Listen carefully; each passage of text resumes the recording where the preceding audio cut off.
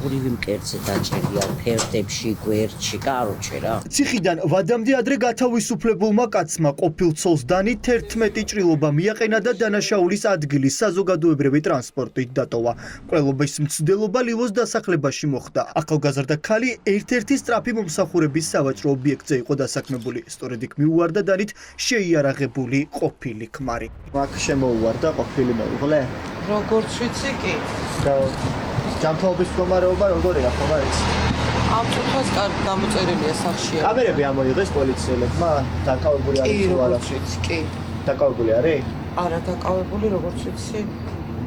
ბევრი ჭრილობა აქვს ამბობენ, ხო? კი. ყოფილი მეუღლეა? კი. დავით ზურაბაშვილის სასჯელს ცოლზე ძალადობის მუხლით იხდიდა. ის ციხიდან სასჯელის ნახევრის მოხდის შემდეგ გაათავისუფლეს. აღკვეთი ღონისძიების სახით კი სამაჯურით გადაადგილება შეუფარდეს. ადგილობრივები იხსენებენ, სამაჯური, რომლითაც პრობაციის სამსახური ზურაბაშვილის გადაადგილებას აკონტროლებდა, დამნაშავემ ადგილზევე მოიკლიჯა. სამაჯური აქ მოიხდა. ხონდა და მაგას ხონდა ის რა ქვია, შეზღუდვა რა, 9 საათზე სახში უნდა ყოფილიყო და მაგას 9 საათზე მოასწრო. მე როგორც ვიცი დაურეკეს, რომ სადახარო წრეპინი რო დაიწყო და ამან გაუთიშა.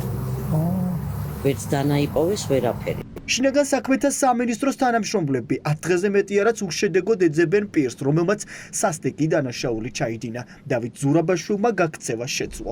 28 წლის ქალის გადარჩენას ახლა კლინიკაში ცდილობენ. ოჯახის ახლობლები ამბობენ, რომ განქორწინების მიუხედავად ზურაბაშვილი ყოფილ მეუღლეს ემუქრებოდა, არსებობდა შემაკავებელი ორდერი და საქმის კურსში იყო პოლიციაც, თუმცა ახალგაზრდა ქალი ვერავინ დაიცვა. ეს ბიჭი მანამდე იყო დაჭერილი ძალადობაზე. ოღონდ მაშინ მხოლოდ რაღაცა მუშტი იყო და თუჯი გაუხეთქა და დაიჭირეს 3 წელიწად ნახევარი მიუსაჯეს. მაგრამ გამოვიდა წელიწადში და 4 თვეში ელექტროსამაჯური, მაგით არის გამოსული. გასული არის რამდენი დღე არ ვიცი, უკვე 12 დღეზე მეტი არის და მე დაიჭირეს რა.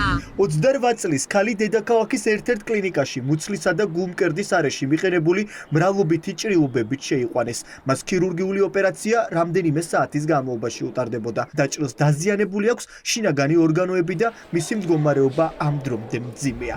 ყოფილი მეუღლე მას კიდევ ერთხელ თავს დაესხა და 11 ჭრილობა მიაყენა, რაც იმას ნიშნავს, რომ ყოფილ მეუღლეს მისი ქალის მოკვლა უნდა და უბრალოდ რატომღაც საბედნიეროდ ეს არ გამოვიდა. ჯერ კიდევ არ არის დაკავებული კაცი, რომელსაც სამაჯური ეკეთა. ამ ქალის, დაზარალებული ქალის სახლთან მაგალითად არ პატრულირებს პოლიცია, რომ დაიცვას ეს ქალი ხელმეორედ კიდევ ერთი თავდასხმისგან. სისხლიან ანგარიშსწორებაზე საგამოძიებო უწყებამ გამოძიება სისხლის სამართლის კოდექსის 2 მუხლი დაიწყო, თუმცა გელა გელაძის თანამშრომლები ამ დრომდე ვერ პოულობენ მძიმე დანაშაულში მხილებულ მამაკაცს.